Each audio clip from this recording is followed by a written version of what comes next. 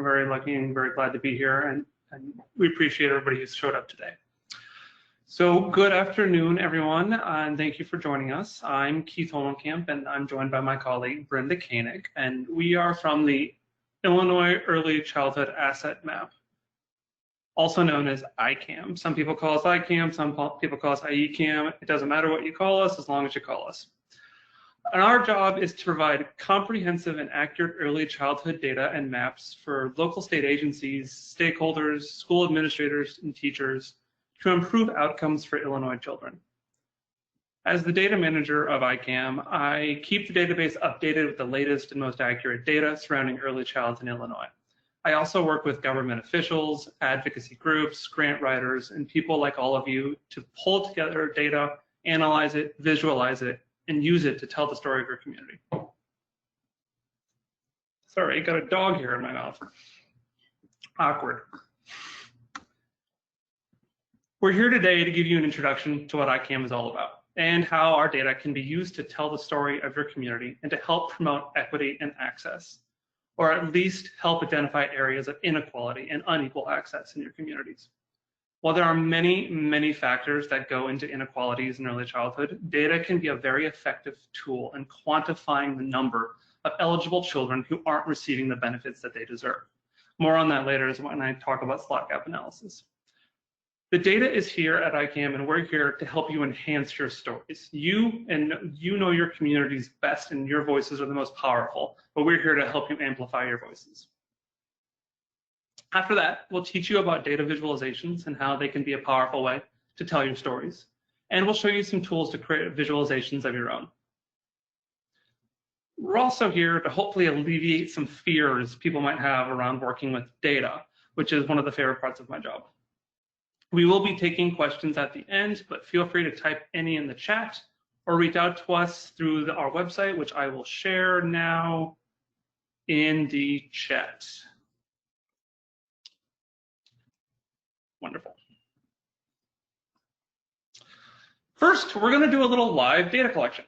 So please, in the chat, let me know what county in Illinois you are from. If you are from outside of Illinois, that's fine too. Just kind of also share the state that you're from.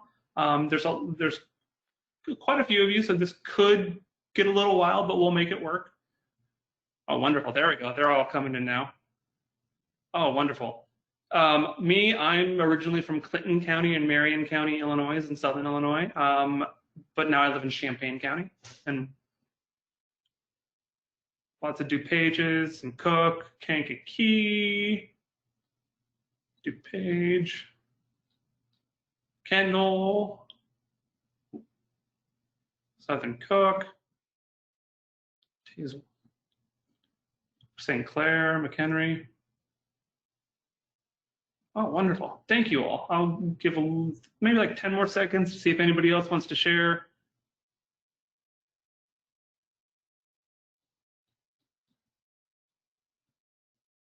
Wonderful. Madison, Kane, beautiful. Thank you so much. Champagne, thanks, Dawn. All right, so I will use that to help inform some examples later on, because a lot of what we do is based on the county basis.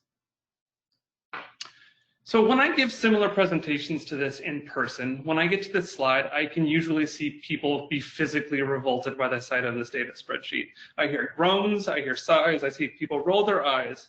People really dislike working with data and spreadsheets like this.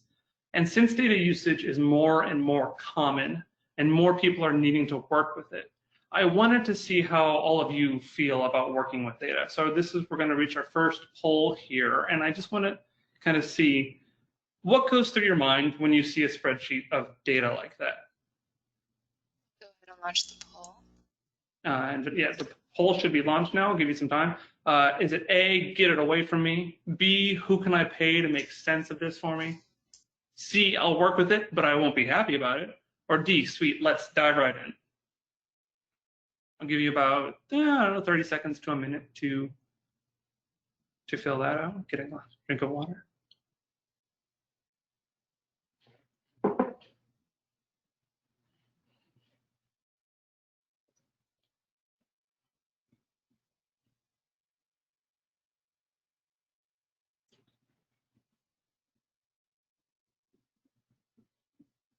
Got about 2/3 that have voted. Wonderful. And I got a few in the chat as well.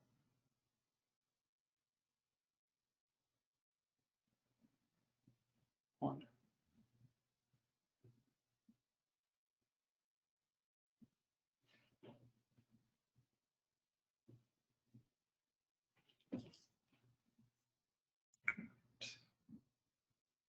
Wonderful.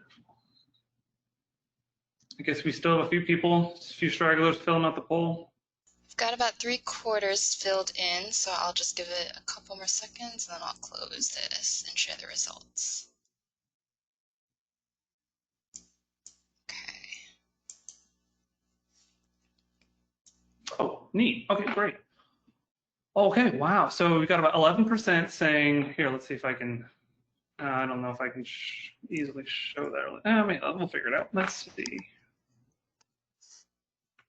Nope, it's not letting me show very easily, so I'll just say it out loud. Everyone should be seeing the results too. Oh, they do? Great, wonderful, perfect. Great, so we saw 11% say get away from me, good 21% saying who can I pay to make sense of this for me. Largest chunk of people saying you'll work with it, but you won't be happy about it. And 33% of people are after my own heart and saying, sweet, let's dive right in.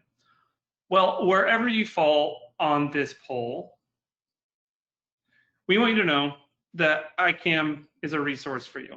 If you're comfortable with data, there's plenty on the site to play around with. If not, we're here to help. We can analyze it, we can help you visualize it, we can help you figure out the story of your data. So please never hesitate to contact us. One of my favorite parts of my job is working with people like all of you to understand the data. So to get a clearer picture of ICAM and what the current data landscape currently looks like in Illinois for early childhood, it is important to understand our purpose and what early childhood data looks like. Early childhood data is incredibly important in how the state makes funding decisions around childhood programs. Lawmakers and government agencies use sources like ICAM to see how well programs are reaching our children. Recently, during the PFA, Preschool for All and Preschool for All expansion RFP, that which happened a few months ago, ICAM created a slot gap analysis to help communities show need and their current reach to eligible students. So basically showing how many eligible kids that they have and how many of those kids they aren't reaching. I'll get more into slot gap analysis a little bit later. We also then worked with grant writers and superintendents and principals all across the state to help fill out that RFP, to get the data that they needed and to use it to tell their stories about how their communities need these slots. In terms of collection and usage, Illinois has actually always been one of the leaders in the United States in terms of early childhood data. Illinois has long recognized the importance of using data to make decisions. While other states have used annual reports or other things like that, Illinois funds a full-time data repository and really stresses the importance of data in decision making.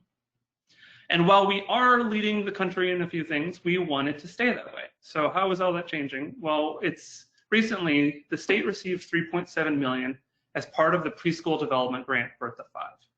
The PDG B5 will allow Illinois to develop an overarching statewide strategic plan informed by a needs assessment, which will guide systemic efforts to coordinate Illinois' mixed delivery system so that all children and families have access to the service they need to thrive. Part of that grant is looking at how early childhood data is collected and presented in Illinois. So some of the money will be used to standardize data across the states and its agencies that collect early childhood data, and make data repositories very easy for everybody to access the data that they need. The goal is to find the gaps and fill those gaps in as quickly and efficiently as possible. So why is all of this important? Why is all of this data important? As I mentioned a few times, showing need with slot gap analysis is incredibly important to show how many eligible kids in your community just aren't receiving the programs that they deserve. And I also think that what we're experiencing right now through the COVID crisis, early childhood data is going to be incredibly important. Somebody said it much better than I did, so I will use his words. In a recent article by Ellie Regenstein, who is one of our foremost data advocates in the state of Illinois, if you aren't familiar with him, and he's the chair of the Data Research and Evaluation Subcommittee of the Early Learning Council and friend of ICAM and just champion for children in the state. He wrote an article called "Restarting K-12 Schools is Difficult Enough. Without good data about their students, it's much harder for pre-K. States must do better." And I will share that article right now because it is a good one. There you go, everybody. The line that really stuck out to me as somebody who works in data is, one part of the struggle is states' inability to answer some of the most basic questions about which early learners are receiving services in the first place. I love this line because this is kind of where ICAM comes in. This is what we do. This is our bread and butter. We show programmatic and demographic data for programs and children throughout the state of Illinois. So we are helping the state determine what we already have so we can work towards reopening for everybody. There we go. So ICAM provides a lot of data for our users, and we work with a lot of people. But I was also interested to see, for our second poll, how many of you were familiar with ICAM before this talk? And there are no wrong answers. So basically, i.e. who now? Heard of but never used before. I've been to a few times, or it's my homepage. Well, not really. I don't think it's anybody's homepage. Not really, but you go there frequently.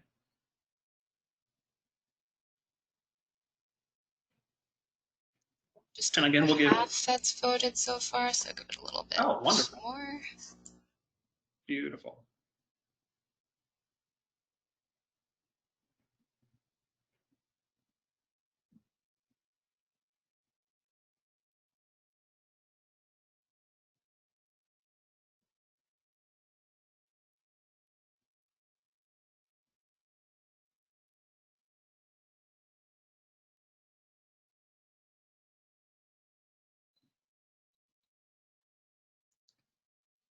Just scrolling through the list of people who see some familiar names out in the crowd. So hello, if I've spoken to you in the past.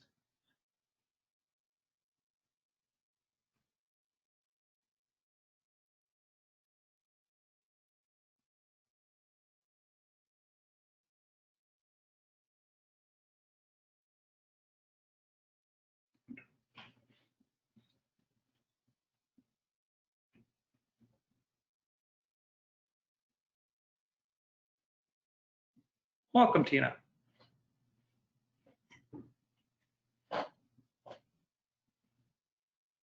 We're about 3/4. I'll just give it a couple more seconds and then I'll close the poll. Thank you for your help, Vanessa. No problem. All right, closing this and sharing the results. Oh, cool. All right, great. So 23% never heard of us before. So hello, welcome. I hope we can continue this relationship. 34 have heard of us, but never used us before. 31 been to a few times, and 16% of you go there frequently or know about us frequently. Well, that's incredible. Welcome to new faces, and hello again to people who have been to us before. It's nice to see all of you. Wonderful. So the reason to come to ICAM is for our data. So what type of data do we have? Well, as we all know, as we're in early childhood and across a lot of different facets of life, a lot can be determined by poverty level. And one of our most important and popular data sets is poverty. We show early childhood 0 through 5 kids broken down by age. So poverty at 50%, 100%, 185%, 200%, and also 400% of the federal poverty level. This is used quite frequently by a lot of people all across the state because some programs, their eligibility is determined by poverty level. I'm sure most of you know all of this. But this is frequently one of our most popular data sets, and we get this data directly from the census, and then we break it down by age. If you're interested in how we break it down by age, that is a whole other conversation that I will have with you. It's just not in the scope of this talk. We also have demographic data from the US Census, including population, race and ethnicity, and language use. Also incredibly important when dealing with equity and unequal access. That's also broken down by individual age, so you can get the individual age groups for your geography. In terms of programmatic data, we have Preschool for All expansion, other ISB programs, Head Start and Early Head Start funded enrollment, home visiting programs, early intervention, childcare, including license exempt and family childcare, and much, much, much, much more. One of the first projects that I did when I got to ICANN was I did a data audit, and I figured out how many different types of data that we had, and it was in the 70s. I think it was around 74 types of data, which is just an insane amount of data. A lot of that is going to be directly on our database. Others can be found on other parts of the website. So when we get the opportunity, and we try to do this as often as possible, we geocode the data down to 11 different geographies. So we can display that data by state, county, zip code, school district, legislative district, congressional district, and more. We want our users to be able to find data in the communities that are important to them. So if you are a school district, we want you to be able to find how many kids are living in poverty in your school district, or how many Head Start funded enrollment slots you have in your community.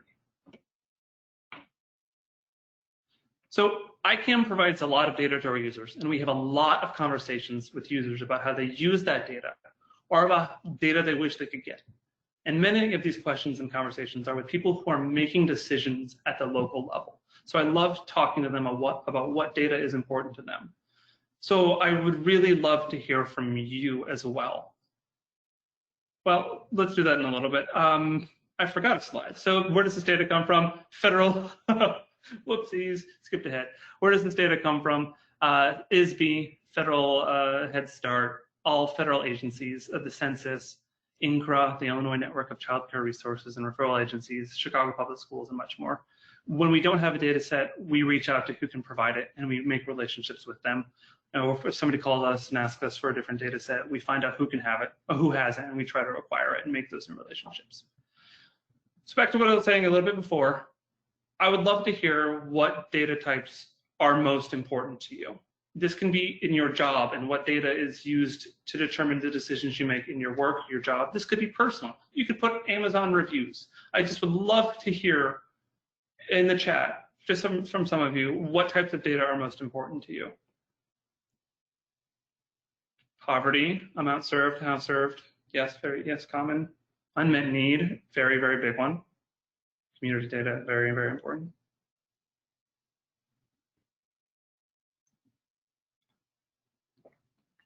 I'll give you around 15 more seconds. Education level of parent, that's a good one. Childhood or family impacts, child well-being, language data. Oh, wonderful. This is incredible. Great. Social distance. Oh, wonderful. Social distancing with opening schools. Child trauma, Illinois budget, very important as well. Wonderful. So data impacts many of our jobs, and it's going to be used way more and more as time goes on. And it's very important that we collect that data and we represent accurate data moving forward, especially when talking about equity and unequal access in the state of Illinois.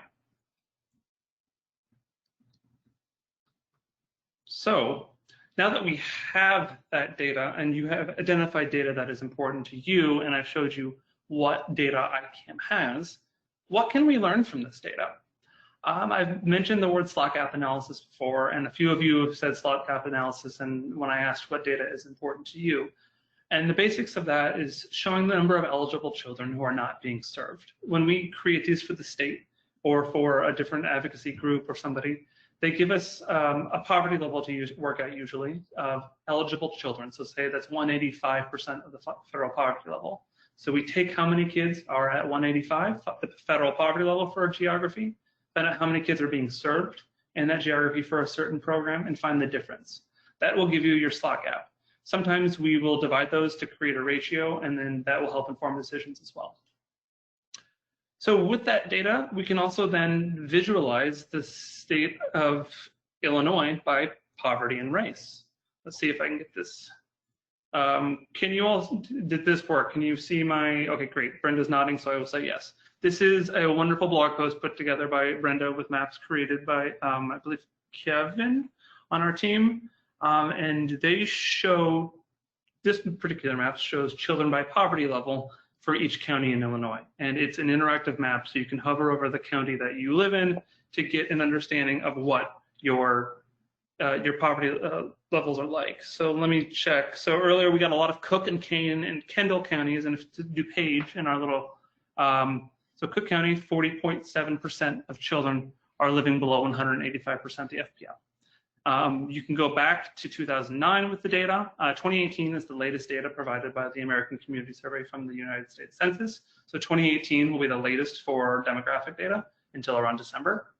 And you can also change that to just the number of children living at a specific poverty level or a percentage. So we can change the number of children living at 185 and then also get a number. So that's still a percentage.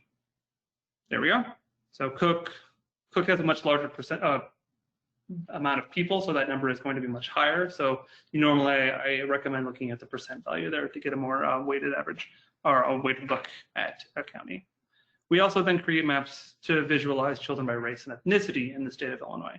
This is, again, based off data from the United States Census. So we can pick American Indian, Alaskan, non-Hispanic, or Black non-Hispanic, and find out how many of children are in each county. And this, again, goes back. We can go back to 2016 for this. The census has kind of been changing the coding of how they label some few things. So we're kind of working within the constraints of how the census provides data. So it doesn't go all the way back to 2009 for this data. We've also visualized the unemployment rate, which Brenda's going to talk about more in depth later, because that's getting a little weird with all of COVID happening. So we'll get into more of that a little bit later. Let's see if I can get back to my presentation. Great. Oh, wonderful question, Amber. So this year, actually, it took a little bit longer than normal because the United States Census changed their web portal from the American Fact Finder to data.census.gov. And with that, they changed all of their column names. I'm getting into the weeds of data preparation. But next year, I plan on taking it like 2 days. This one took a little bit longer because I had to rechange all the code. This one in December should be up by January at some point after it comes out in December. Yes, they threw me for a loop when they changed everything, but figured it out. And I think it's going to be a good change overall. So we also sometimes make ranking documents for this data. This is not something we do a lot, and it's not something we particularly like to do. But I do want to mention it. It is sometimes used as a tool to show which communities in the state need more assistance or priority over other communities. So it's basically doing a Slack app analysis and then ranking them by need. This data can also help you do comparisons to similar communities around you. During the RFP a few months ago, I talked to a superintendent in Southern Illinois who knew his community and the surrounding community so well, and he used his knowledge and our data to tell the story in his grant process of, hey, we are this community and the surrounding communities are very similar to us in race and ethnicity and poverty, sorry, cottonmouth. And why are they getting way more slots than we are when we're very, very similar in terms of demographics? So that's what he used to tell the story of his community for his grant proposal.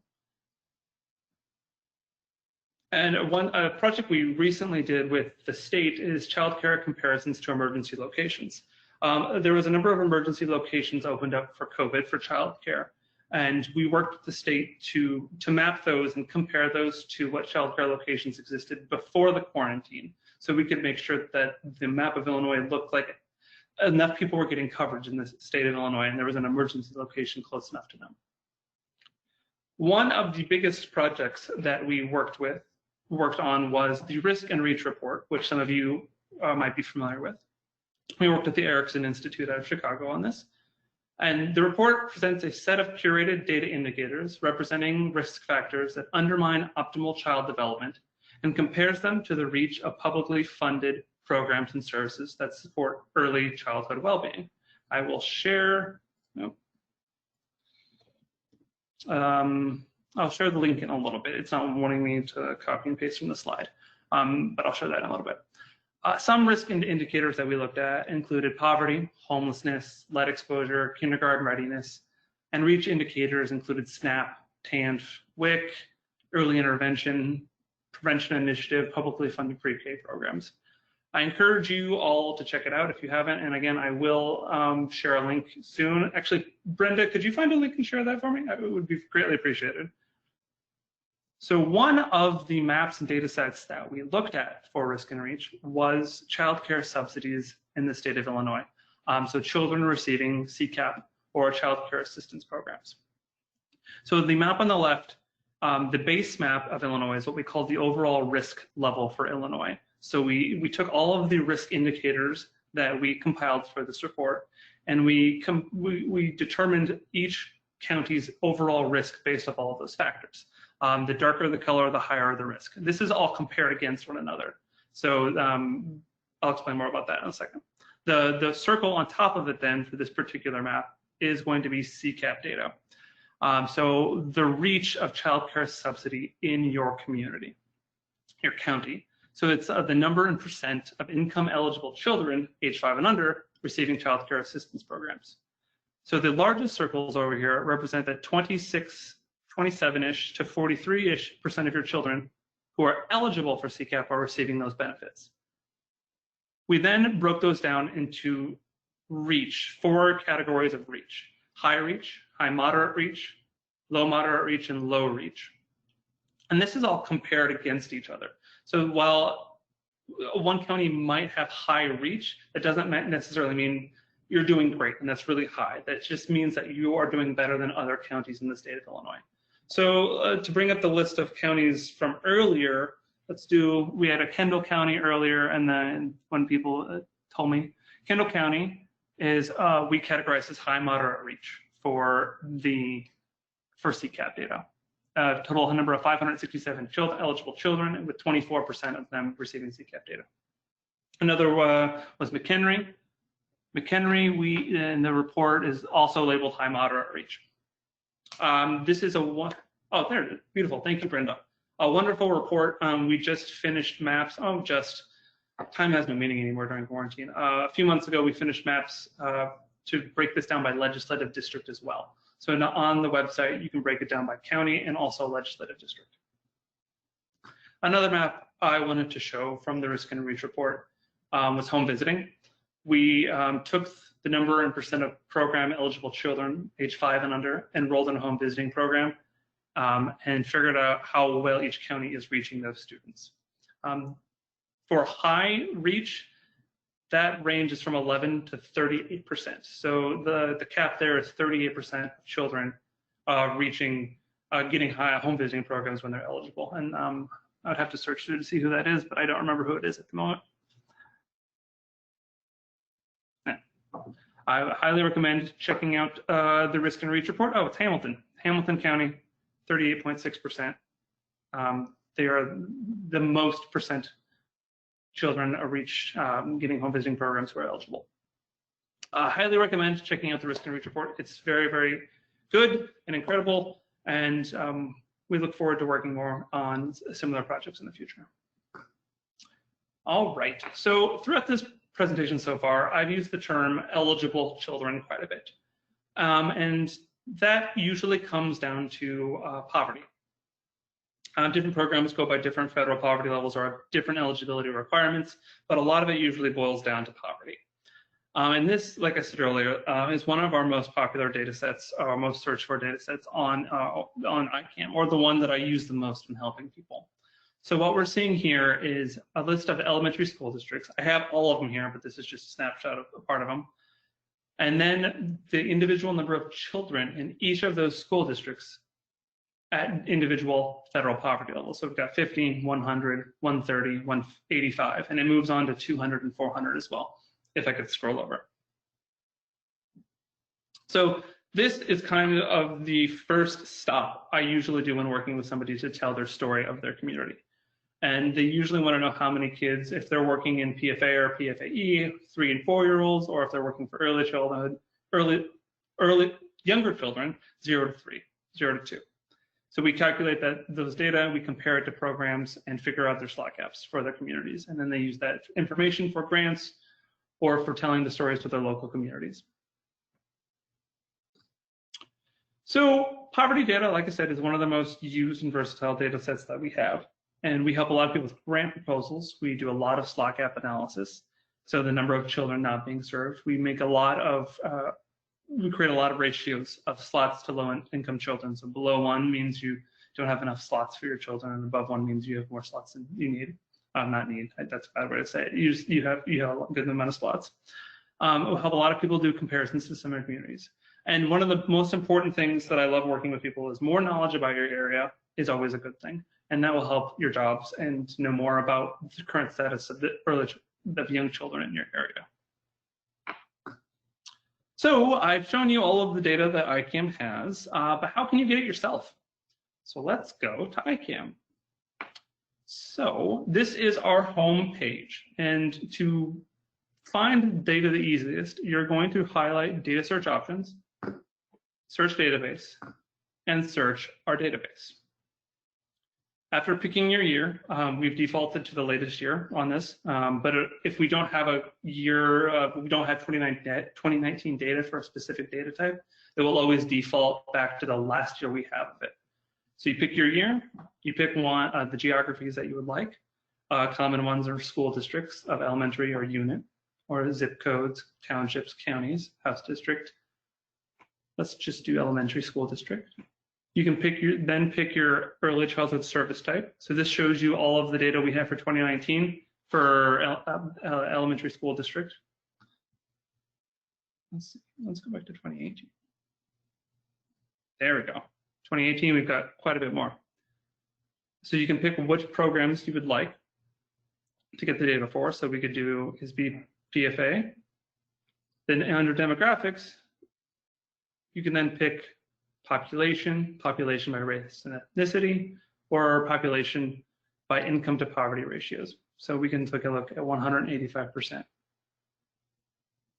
And then you just hit submit, and then we get a list of counties, how many ISB PFA slots, proposed capacity, they have in that county, and then a look at how many kids at each age live at 185 or below the federal poverty level.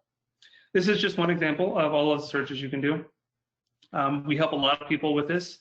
I encourage you to go play around, and if you aren't figuring it out, you can't do it, we're also happy to pull all this data for you. It's our job to help you, so just let us know. There is one other way that's good to search for data, and these are the quick data reports that we provide. So if you go to quick data reports on our website, you can create a quick data report. Basically, these are collections of different data types that affect certain programs. So this one would be childcare, and we can search by publicly funded preschool and Head Start, or just a general area profile. So we're going to do publicly funded preschool and Head Start for, let's do Champaign County, because that's where I'm at, and submit. And it'll pull up the data relevant to publicly funded preschool and Head Start for Champaign County. How many eligible or preschool programs in the selected geography? What is the capacity of PFA and Head Start programs in that geography? Limited English-speaking households in that selected geography.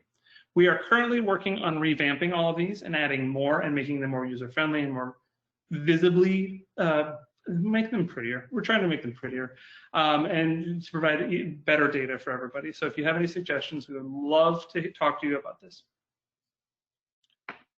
All right, so with that, I'm going to pass the mic over to my colleague, Brenda. I thank you all, and please reach out if you ever have any questions. Vanessa, I believe I need your help now.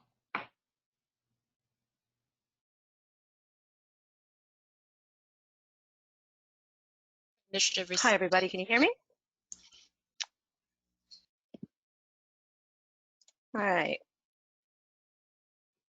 So I'm Brenda Koenig, and I'm the Resource Information Specialist with ICAM. Thank you so much, Keith, for that introduction of our website. That was very comprehensive, and it's amazing how much we really do have on our website. Some quick facts. I'm not a data specialist. In fact, my master's degree is actually in writing. So the focus of this part of the session is really going to be about communicating, and communicating that anyone can do with data, with the focus, of course, on the early childhood community and uh, collaborations and partnerships within the early childhood community.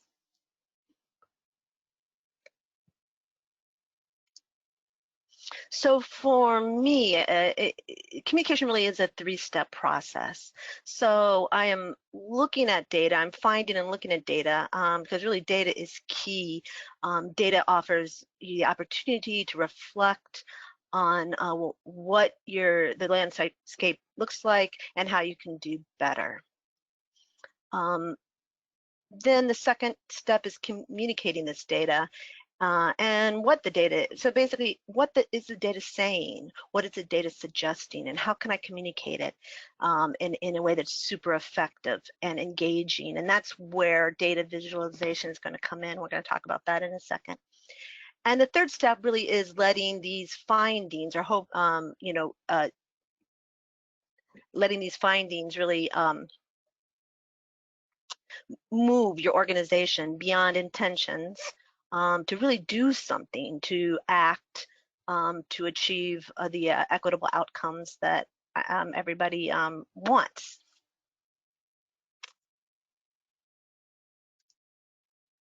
So data visualizations really are going to, and we're going to talk about now, are really powerful communication tools, and they can really shine a light on disparities in your service area in order to jumpstart the process of achieving your goals. Okay, here's a quick agenda reminder for this part of the session. First, we are going to look at the what and why of data visualizations, and then we're going to take a look at the types of visualizations and data that might be helpful to community collaborations and partnerships. And then we're going to take a look at some of the pre-made visualizations available on our website. Then finally, we'll go over some tools anyone can use to make their own visualization. So this is really kind of the fun part of working with data. So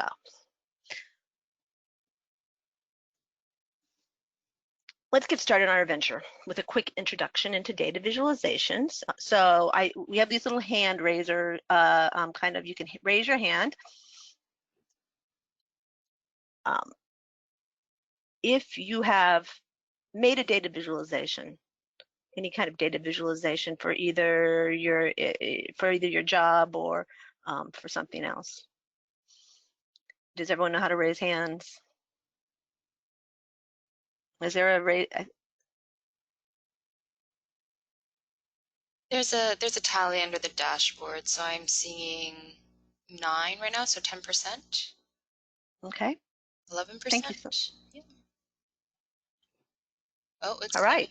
It's climbing slowly. More hands. So when I say data visualization, thank you. What I mean is, have you ever translated numbers into pictures?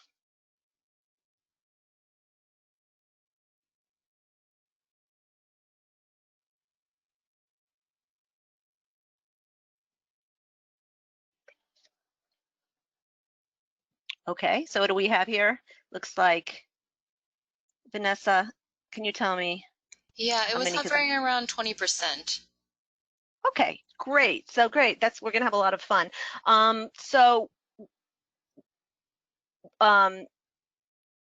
If you've already done this, great. So think about why you made it. Was it effective? While we go over this next part.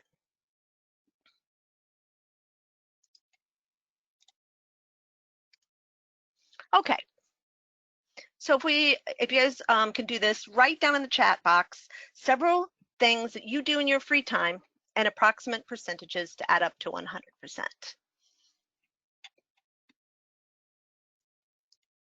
This is the fun part.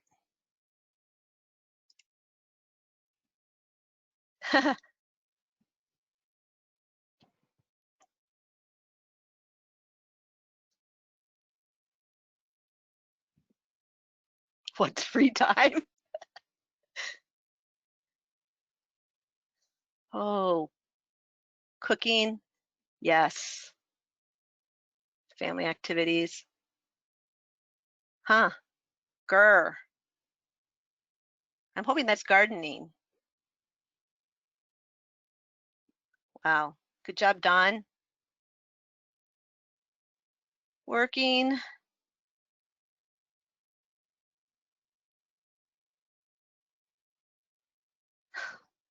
Fantastic. Hanging out with family is a big one.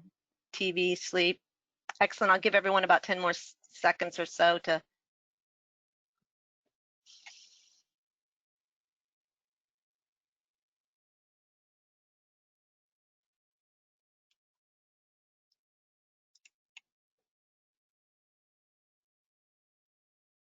Swimming. I wish I could swim this summer. It's going to be difficult to find a pool that's open. All right.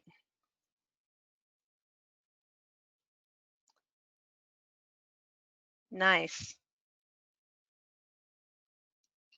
Exercising. Okay, great. Now, as you guys are finishing up, let's imagine the different ways that you could communicate this information to somebody visually. So you could use an infographic, could use a timeline, a bar chart. This is kind of a tree, data tree. Any other ideas?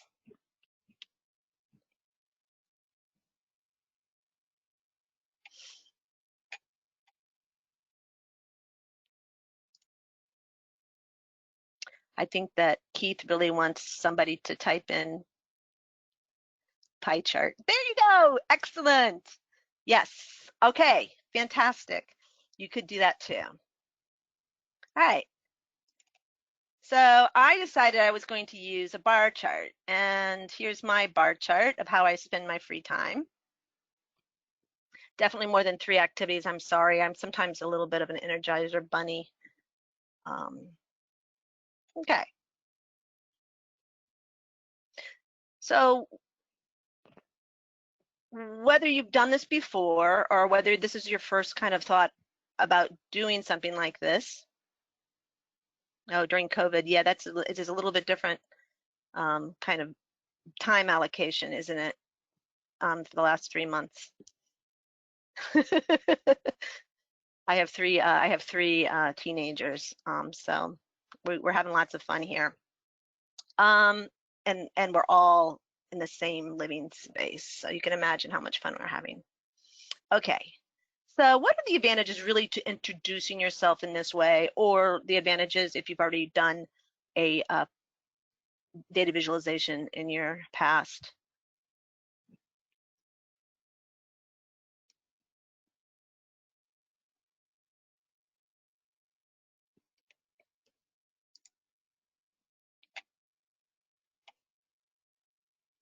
Anybody have any ideas?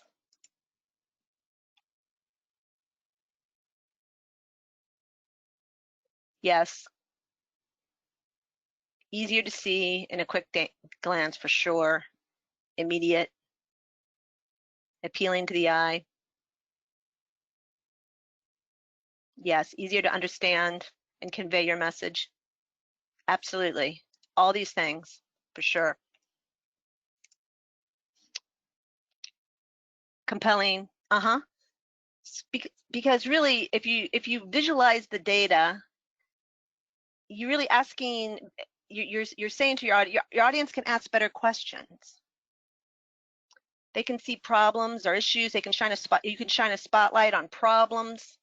You can understand the essence of an issue. You can make connections and just generally be more engaged when looking at the text. You can hone in on details. All these things. So let's go back to this visualization. So an audience member could skip right to the more detailed questions, such as, you know, oh, you like camping, where do you like to go camping? Or what kind of dances do you play the fiddle for? That's interesting. Or you could immediately identify a problem, which a couple of you already did. I spent a lot of time hiding from my teens. So this is a problem. Maybe this is something to look into. What's going on? And maybe it needs further inquiry. Well, you know, it was supposed to be actually kind of funny, so don't worry too much about it. But you know, the chart also gives you a quick snapshot of who I am as a person: musical, sporty, outdoorsy, a parent, an activist, etc. And you can also make, finally, you can also make some connections. Oh, I like garage sales too. Or, hey, I've always wanted to kayak, but I don't know how to start. Maybe I could, you know, start a conversation about that, or she gave me some pointers on where in Illinois one could go.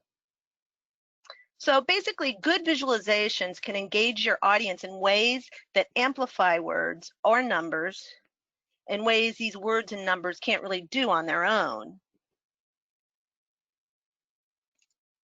In fact, used responsibly, data visualizations are super powerful tools for pointing out issues of equality and inequities, and activating change in a community. For example, here you see a data table taken from an INCRA report on the child care workforce in Illinois. And so you can see that this is a chart on race and ethnicity by role in licensed child care centers. And here you can see a data visualization made from some of that information in the report. I was really focusing on pulling out kind of the 3 largest racial ethnic groupings just for this particular exercise. So the visualization really brings out the details in the data, at least for this one. And for example, you can see one of the details I noticed is that the number of assistant teachers who are Hispanic relative to the numbers who are teachers or administrators. So that comes out pretty quickly, that type of detail.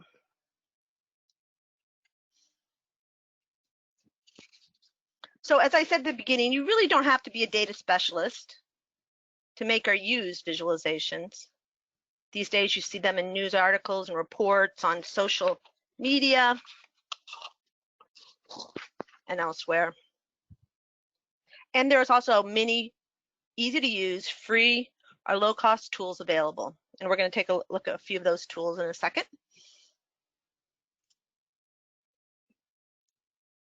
So what data visualizations might help community collaborators achieve their equity goals? And I'm thinking that many of these goals are really tied to issues of intake, referral, and ultimately access. And they might answer questions such: are we finding and serving the most vulnerable and at-risk families and children in our area? Are the children who need access to services getting that access? And what can we do better? For instance, communities might wish to know where these most vulnerable children live and how those areas are changing. Because one thing about the early childhood landscape in Illinois is that it is dynamic and ever-changing. So here you can see a bar chart of areas experiencing the largest increases in children living in extreme poverty. That's under 50% of the federal poverty level. So imagine how a chart like this, this is on a county level, but imagine how a chart like this of zip codes or school districts might help agencies in your area make collective decisions. Or a map or a series of maps might help you locate particular populations. We have a map here, the percent of kindergartners experiencing homelessness by county there. And often the smaller the geographic area, the better. So we also have this map here of Chicago community areas, CCAs, showing children by poverty level, children living under, this one is 185%.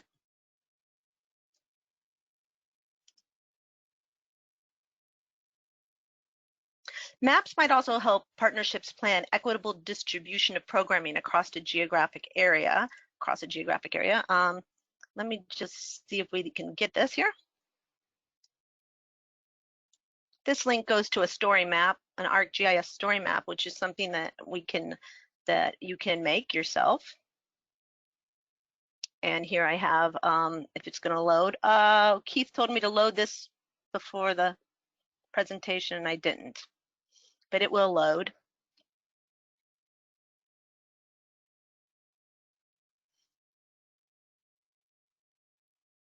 So this right here on the left side of your screen is a map of Illinois that shows the kind of general population poverty levels.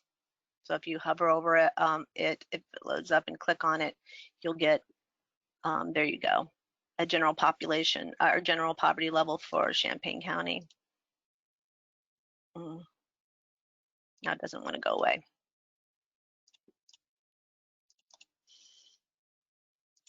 This is a pretty cool thing, so I hope it does go. I can get it to go away, but I can also very quickly slide the slider over. I can even get I can zoom in, and then we can see where the preschool for all program sites are in the state of Illinois. And so in this way, this visualization, this map, this set of maps can really help us kind of locate where some preschool deserts accessible are. Public preschool deserts might be located, especially in areas of higher need. So that's kind of a cool thing that you can do.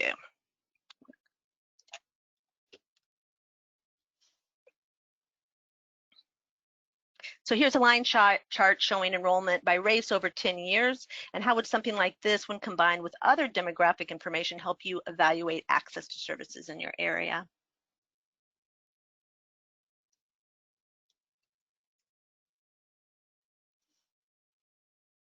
So where there's data, there is definitely the opportunity to visualize.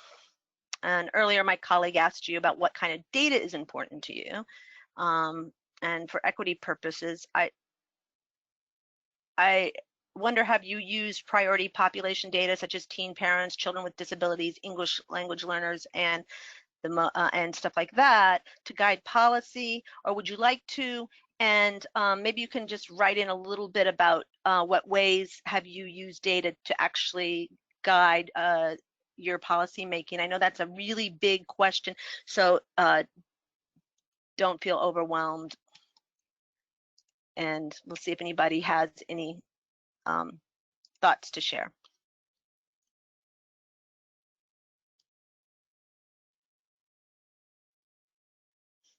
I think I stumped them.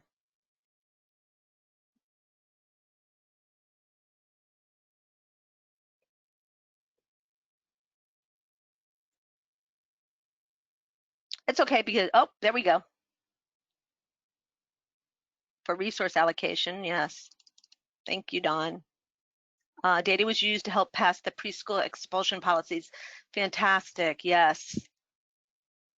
One great thing I get to do, because I do a lot of the social media for ICAM, is to read about all these things happening. Fantastic. For the child care workforce, whether or not to add full day preschool. Absolutely, yes. And all this, the data that ICAM has, hopefully can help you. Grant applications, thank you. I was waiting for someone to say that. Okay.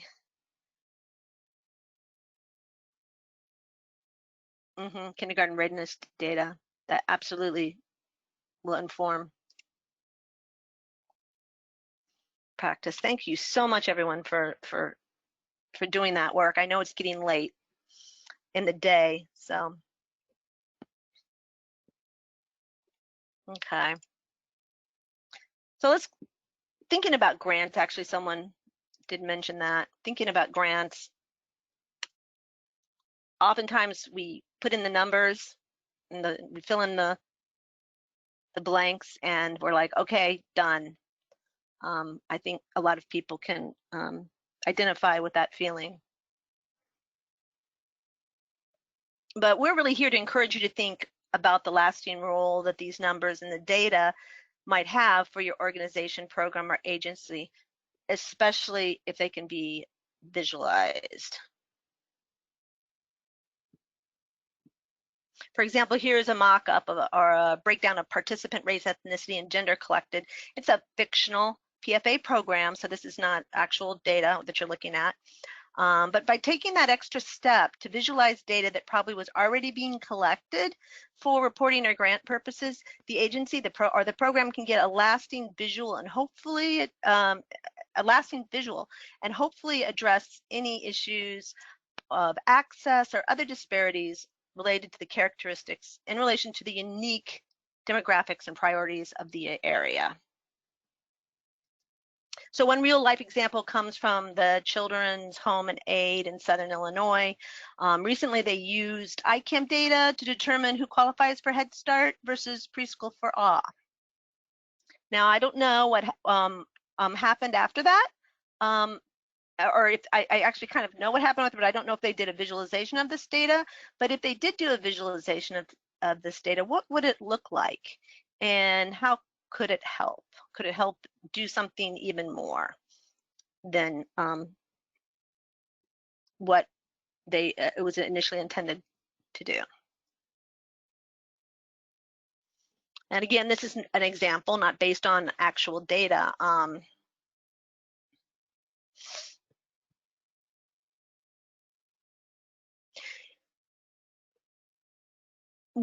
This is something that could have come out, a visualization that could have come out of that particular process, where a program or breaks down their participants by household income. And something that might happen is that suddenly you see that there's an issue that might need to be addressed. For example, in this visualization, you can see that 26% of the participants, we don't know what their household income even is. So that's a significant percent, and that probably really can affect equity outcomes. And there could be some reason behind that, or some type of effort to try to do better in the future. But this data could also be very easily visualized for presentations and reports, so people can really understand who your population is and who you're serving and who needs to be served. Okay.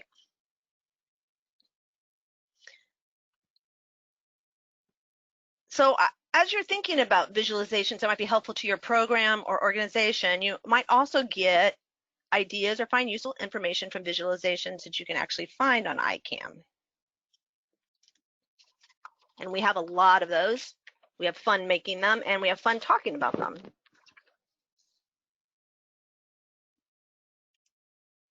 One caveat is that the data landscape is changing very quickly, especially these days, as you guys already, some of you have already pointed out. I imagine that many of these visualizations and maps are going to look very different next year, even more different than usual. But for now, on the website, you can find maps like this one showing the percentage change in the population of young children over the past 8 years. So we can see what areas are gaining children in this age group and what areas are losing children in this age group.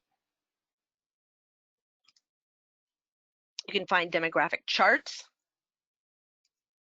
interactive maps showing population by race and ethnicity, and Keith actually went through some of these already, poverty levels, and unemployment rates. This is a map of that our colleague Kevin put together, and it shows the unemployment rate by county in 2018. Now, like I said before, we know that this is going to be changing, and we know this is going to be changing in a fairly radical way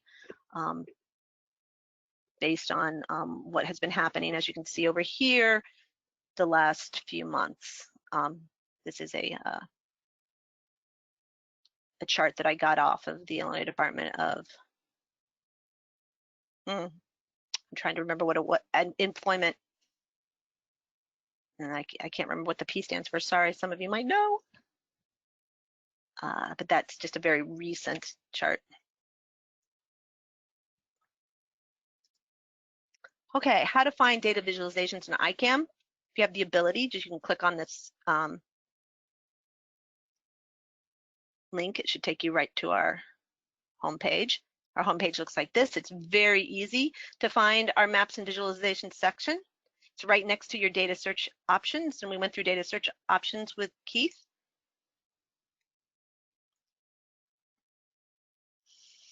Right at the top, okay, we'll take you to a drop-down menu, and you can find visualizations on a variety of topics. Okay, we're towards the end here. Great, we're right on time. So these are tools anyone can use to create data visualizations. So I've been having a lot of fun for the past year or so, experimenting with all sorts of different tools, and I'm not going to be mentioning all of them, but I do have a list of some of the tools I really like, and I put them on a list that's available in the materials section as a handout. I'm actually going to skip this poll if you don't mind.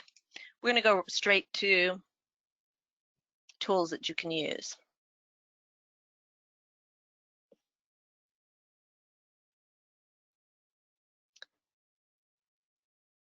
So the tools that I've used a lot are the ones that are the kind of the easiest to use for communication purposes, and they're most often drag and drop. You don't need to know any coding. You don't need to have any particular training besides just reading the how-to sections or watching a few videos. For example, this chart was made with an online tool called Data Wrapper. It's out of Germany. I don't know if anybody's ever used it before, but it's very super easy to use. All you have to do is copy your spreadsheet into the program right here, and maps and charts are auto-generated, so no coding skills are required. You can decide what kind of a chart you want, bar chart or pie chart, or a map. You can make a map as well. There are other similar tools available, such as this, the chart, this kind of a chart that you can make in Excel. It's a great accessible tool. You don't necessarily even have to be online. If you have Microsoft Office, you have Excel. So it's very super accessible. Most people have that. Canva or Venngage are free drag and drop tools, and you can use those to create infographics to accompany reports and presentations,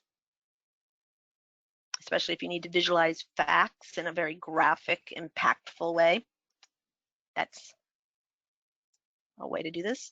I talked about before ArcGIS Online when I was showing you a quick story map. They have free public accounts. You can make quick maps and share them with others.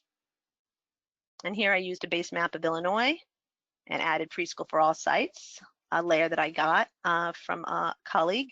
And then I added a layer I found from the US Census Tiger database and created this map that shows Preschool for All sites within State House district boundaries, but you can use any geographic boundary that you find. They're readily available. And finally, there are some really fun apps that allow you and your organization or audience to interact with data in kind of really fun, light ways. This Jeopardy game is a fun thing to do. Let's see if we can play a little Jeopardy here for the end. I love iChem Jeopardy. Thanks, Dawn. You don't get to play though because you already know the answers. Let's do no teams.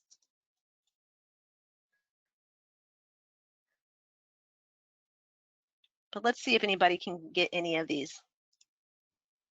Let's do demographics for 300. The highest number of refugees living in Illinois in 2015 originated from this country. Anybody want to give that a shot?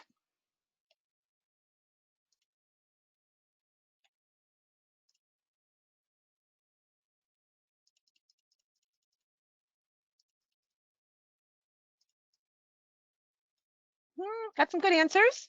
All right. Wow, you guys are good. Yes, several of you have the answer to that one. That answer to that is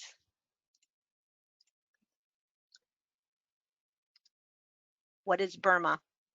Congratulations, Tina Neely. You are a Jeopardy winner. Other people did it as well. Let's do one more for the fun of it. Yay! Let's see. Health for 400 or language for 300?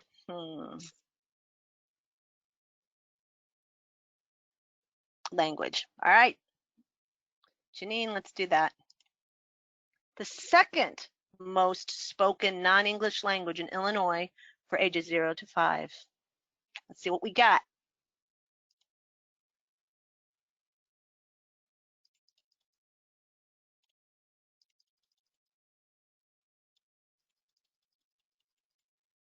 Okay, some of you, the second most spoken non-English. So there's English, then there's another language, and what I'm looking for is the third one, the third most commonly spoken.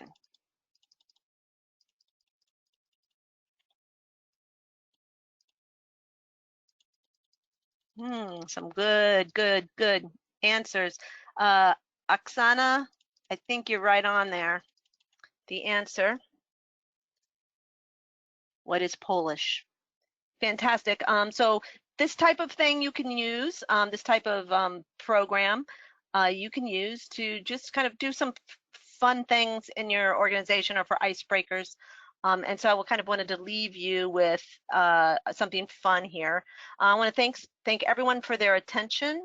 Thank you to my colleagues, Dawn for helping out, and Keith Hollenkamp. And thank you for the Illinois Action for Children for inviting ICAM to present this afternoon. I hope this presentation has helped you get excited about data and making visualization so you can shift your good intentions to amazing outcomes for children in Illinois. Thanks a lot. And if you have any questions, we're going to open it up for general questions now.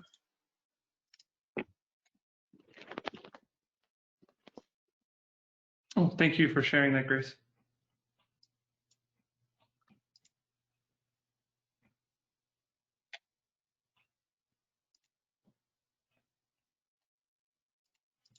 Of course, Donna. Nice to see you. Hi, Donna.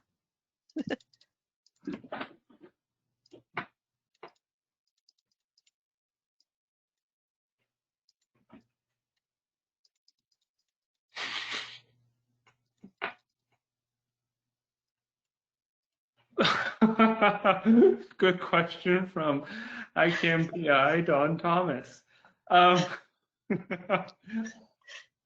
So the American Community Survey provides data that's basically 2 years behind. And then when we get census data every 10 years, we kind of update everything. But so the American Community Survey produces rough estimates of population, and it takes some time to produce those estimates because they're doing it for the entire country. So basically, I wish I had a better answer for you, Dawn. It's just always been about 2 years behind because they're busy collecting from the surveys that they send out to people and evaluating and analyzing, and then they start again the next year.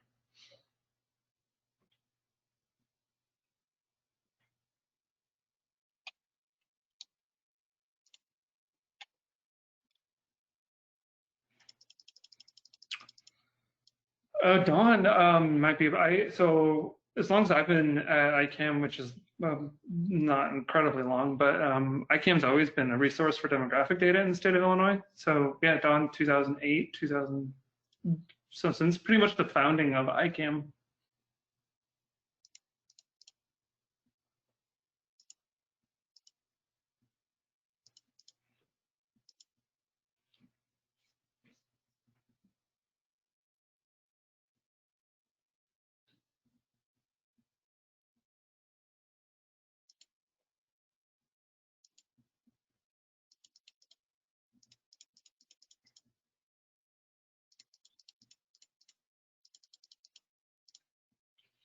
Any more questions? And if you can you hear me? We try to do that We try to respond as quickly as possible. Amber, thank you. One thing is, just so people know that we have our emails here. I think our emails are still displayed, and we have a variety of ways that you can contact us. We even have a chat box on our ICAM website. So if you feel like talking to us in real time, there's usually someone who can answer a question right there in our chat box. But you can also email us at any time with any questions that you have. And I see another one. Are there any tutorials on the website about how to use some of the data sources? We have tutorials on how to use ICAM. How to use some of the data sources might be a good idea, especially if we want if you want to use the what was the ACS, but it's not called data. What is it called? Data Finder.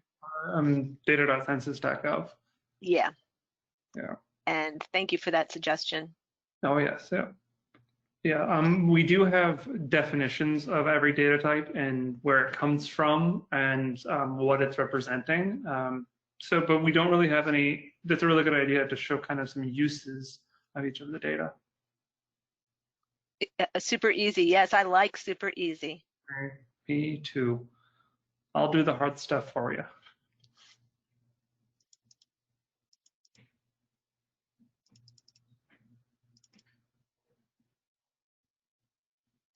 All right, if there's no other questions. Oh, okay. There's a data report on how to use the census data. Fantastic. Thanks, Don. That will be under our data report section on our website.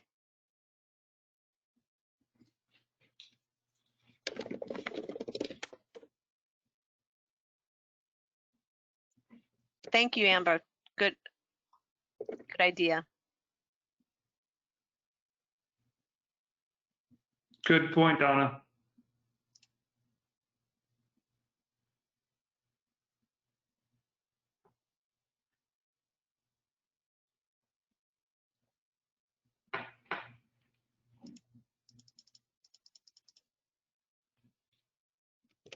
Okay, so it seems like we don't have many more questions, so we begin to close out. So thank you, Brenda and Keith, for a great session. Virtual round of applause to you. Attendees, just as a reminder, you will receive a follow-up email with materials and the evaluation link, which has also already been shared in the chat. Please make sure to complete the evaluation.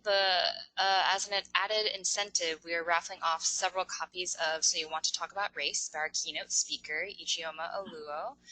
The more sessions you attend, the more evaluations you complete, the better your chances of winning a copy. For the full virtual summit, yeah, it's great. For the full virtual summit schedule, visit the Partner Plan Act website and click on Virtual Summit under Events and Resources. We still have a few slots left in our closing panel on Friday, but I believe that we have filled up for everything else. But there is a wait list. We hope you have a great rest of your day, and thank you for joining us. Thank you, everybody. Thank you.